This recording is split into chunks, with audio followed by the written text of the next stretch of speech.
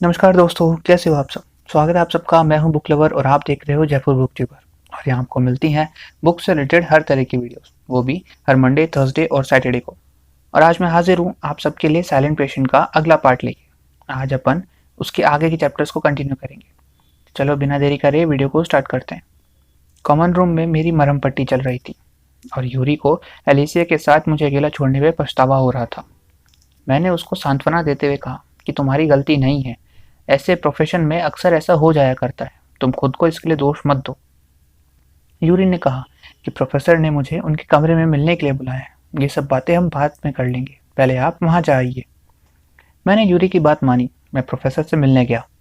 मैं रूम में एंटर हुआ तो मैंने देखा कि स्टेफनी, क्रिश्चियन, इंदिरा, फैसिलिटी का पूरा स्टाफ वहां पहले से ही मौजूद था।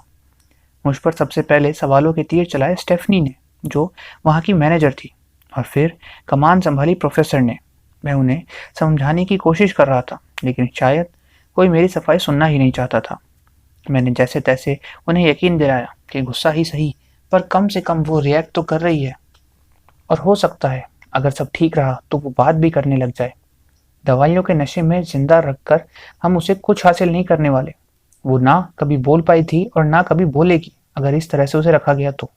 हमारे पास एक ही तरीका है, उसे होश में लाएं, उस पर थेरेपी करें, और शायद शायद तब जाके हमें हमारे सवालों के जवाब मिल जाएं कि आखिर उस रात क्या हुआ था। उन पर शायद मेरी बातों का असर होने लगा था, और शायद यही वजह थी कि इंदिरा मेरी तरफदारी करने लगी थी।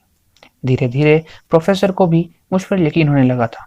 उन्होंने कहा, अगर एलिसिया के केस को हम लोग सुलझा पाए तो हो सकता है कि हम शायद इस फैसिलिटी को भी बचा पाए बंद होने से। क्योंकि ट्रस्ट के लोगों को तो बस सिर्फ एक बहाना चाहिए इसे बंद करने का। और जैसा कि क्रिश्चियन ने तुमसे कल कहा ही था, ये बेचारा फैसिलिटी कभी भी बंद हो सकती है। इसके बारे में कुछ भी पुख्ता तौर पे कहना मुश्किल है। तो शायद एलिसिया हमारे लिए वो एक उम्मीद की किरण हो सकती है जो इस फैसिलिटी को जिंदा रख सके। स्टेफनी हमारे इस फैसले से बिल्कुल भी खुश नहीं थी, और ये खुशी उसकी बातों से ज्यादा उसके चेहरे पर दिख रही थी। मैं यहाँ की मैनेजर हूँ, और यहाँ पे जो होगा मेरी मर्जी से ही होगा। लेकिन आज स्टेफनी अकेली थी और हम सारे डॉक्टर एक तरफ।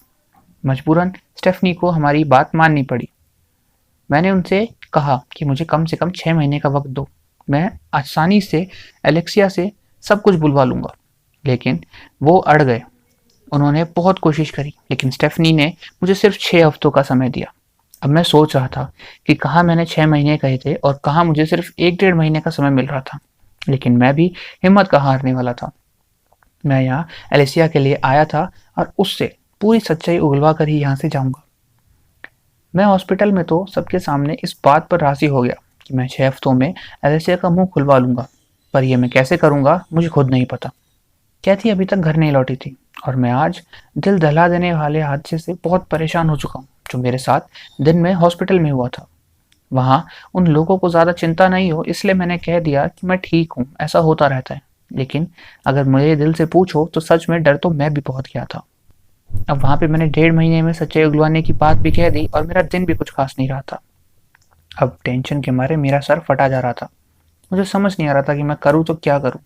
मेरी बात शेयर करने के लिए कैथी भी यहाँ नहीं थी। तो मैंने सोचा क्यों ना मेरे जॉना ट्राई करा जाए। मुझे उसकी आदत पहले ही थी, लेकिन मिसेस रॉथ के सेशंस और कैथरीन से मिलने के बाद वो आदत छूट सी गई थी।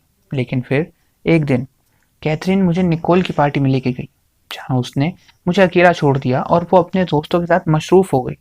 और तब एक आदमी ने आके मुझे एक मैरिजुआना ट्राई करने के लिए दिया, और बस उस दिन के बाद तो वो मेरा साथ छोड़ ही नहीं रहा है। उसके बाद लेकिन मैंने हिम्मत नहीं हारी। मैंने खुद पर काबू रखने की और भी ज़्यादा कोशिश करी। लेकिन जब कैथरीन अपनी फ्रेंड से मिलने के लिए 1 हफ्ते के लिए बाहर गई, तब मैं उस दलदल में फिर से धंस गया। कैथरीन के घर लौटने से पहले मैं पूरी तरह से कंफर्म कर चुका था कि मेरी इस हरकत के बारे में उसे कुछ पता न चले। मैं सोफे पर बैठा उसका लैपटॉप यूज़ कर रहा था। तब मुझे पता चला कि वो किसी दूसरे व्यक्ति के साथ बातें किया करती है, अपने लैपटॉप पर ईमेल के जरिए।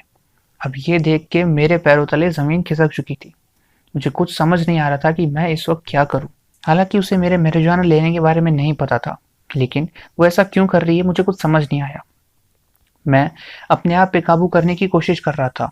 मेरे इमोशंस मेरी रगों में दौड़ रहे थे, लेकिन कुछ भी इस तरह से अचानक करना बिना किसी सबूत के मुझे कुछ ठीक नहीं लगा।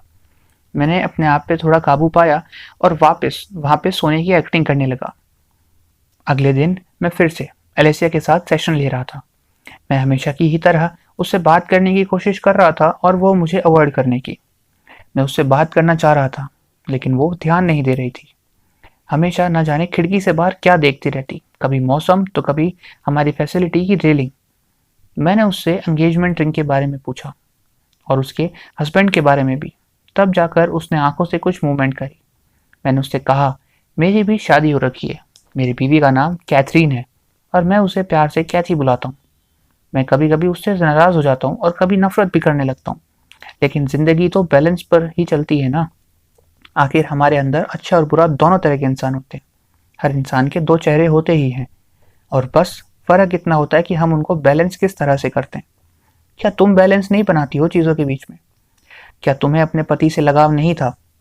आखिरकार वो हुआ जिसका मुझे बहुत बेसब्री से इंतजार था।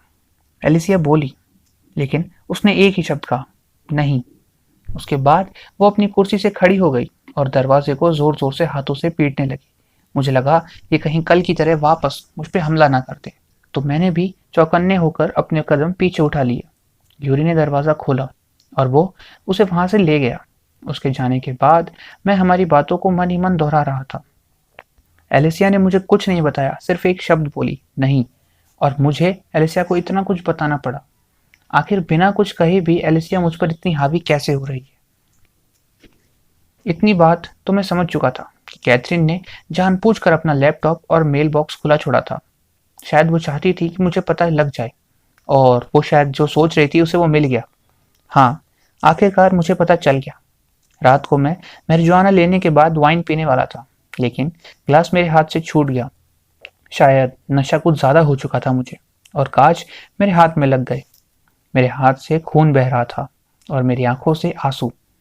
कल रात ईमेल पढ़ने के बाद से मुझे लगने लगा था कि अब तक किसी अजनबी के साथ रह रहा हूं मैं।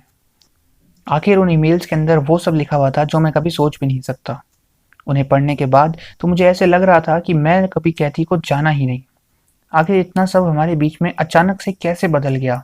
एक रात एक रात इतना बदलाव कैसे ला सकती है? मेरे दिमाग में फिर से सुसाइडल थॉट्स आने लगे, जैसे यूनिवर्सिटी के टाइम पर आया करते थे। मैं किसी से बात करना चाहता था, पर किससे करूं कुछ नहीं पता। और इसी कश्मकश में मैं घर से निकल पड़ा। रास्ते भर मैं कैथरीन और मेरे बारे में सोच रहा था, और जब मैंने खुद को संभाला तो मैं मिसेस रॉथ के दरवाजे के सामने खड़ा था। मैंने बेल बजाई, मिसेस रॉथ ने दरवाज़ा खोला और मैं उनके लिविंग रूम में एंटर कर गया। तो बस आज के लिए इतना ही। अब मैं आपसे मिलूंगा एक नई वीडियो में। तब तक के लिए be safe, stay healthy and keep reading. Bye.